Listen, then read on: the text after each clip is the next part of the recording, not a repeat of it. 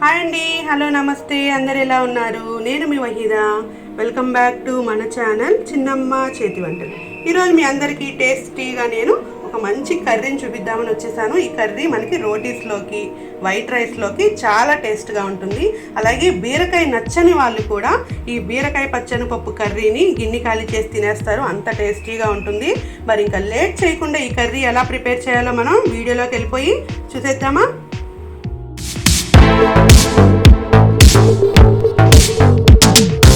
ఒక 50 గ్రాములు పచ్చి శనగపప్పు తీసుకొని శుభ్రంగా కడిగేసి, మనం చేస్తుంది 1/2 కిలో బీరకాయలకి.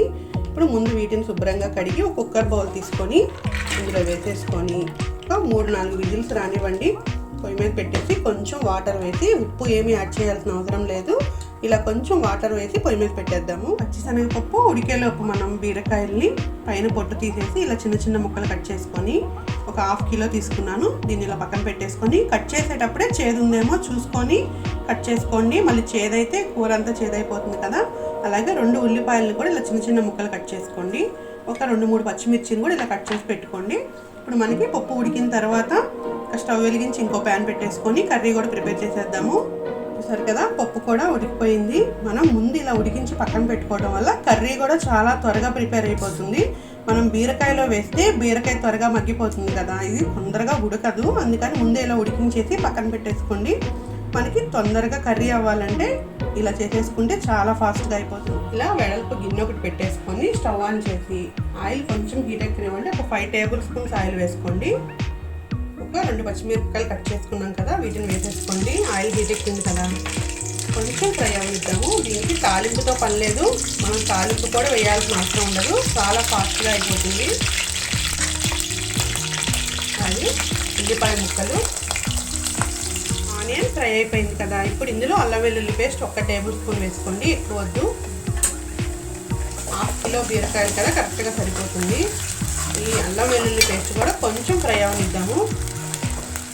అల్లం వెల్లుల్లి పేస్ట్ కూడా ఫ్రై అయిపోయింది. ఇప్పుడు ఇందులో బీరకాయ ముక్కలు కట్ చేసుకున్నాం కదా, వీటిని కూడా వేసేసి బీరకాయ యాడ్ చేసేసాను కదా, వెంటనే ఉప్పు వేసేసుకోండి. నేను 1 టేబుల్ స్పూన్ వేస్తున్నాను, చూసుకొని మళ్ళీ కావాలంటే యాడ్ చేసుకున్నాము. అలాగే పసుపు ఒక 1/2 టేబుల్ స్పూన్ వేసేసుకోండి. త్వరగా ఉప్పు వేయటం వల్ల బీరకాయ కూడా మగ్గిపోతుంది. ఈ మొత్తాన్ని ఒకసారి కలిపేసి మూత పెట్టి, బీరకాయలో వాటర్ వస్తుంది కదా, ఆ వాటర్ అంతా బయటికి వచ్చి బీరకాయ అంతా మగ్గించుకుందాము. మూత పెట్టేద్దాము. సరే కదా, వేసి మనం 10 నిమిషాల్లో బీరకాయ చక్కగా మగ్గిపోయింది మెత్తగా. ఇప్పుడు దీంట్లో మనం కొంచెం జీరా పౌడర్, ఒక 1/2 టేబుల్ స్పూన్ జీరా పౌడర్ వేసుకోండి.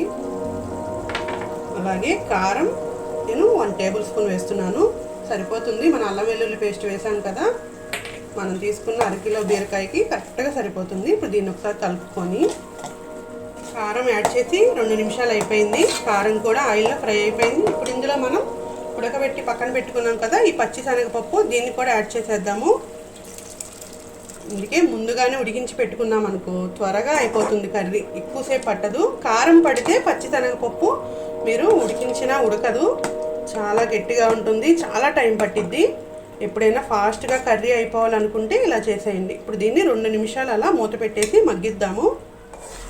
శనగపప్పు వేసి 5 నిమిషాలు అయిపోయింది. చూసారా, చక్కగా దగ్గర పడిపోతుంది కదా. ఇంకా మనం వాటర్ ఏమీ యాడ్ చేయాల్సిన అవసరం లేదు. ఆల్రెడీ మనం కుక్కర్లో ఉడికించినప్పుడు అందులో కొంచెం వాటర్ ఉంది కదా, అదే సరిపోతుంది. ఇప్పుడు ఇందులో ధనియా పౌడర్ వేసుకుందాము. ఒక 1/2 టేబుల్ స్పూన్ వేసుకోండి, చాలు, ఎక్కువ వద్దు. అలాగే కొత్తిమీర కొంచెం, కొత్తిమీర కూడా యాడ్ చేసేసాం కదా. చూసారు కదా, టేస్టీగా మనం చాలా తక్కువ టైంలో రెడీ చేసేసుకున్నాము బీరకాయ పచ్చనిపప్పు కర్రీ.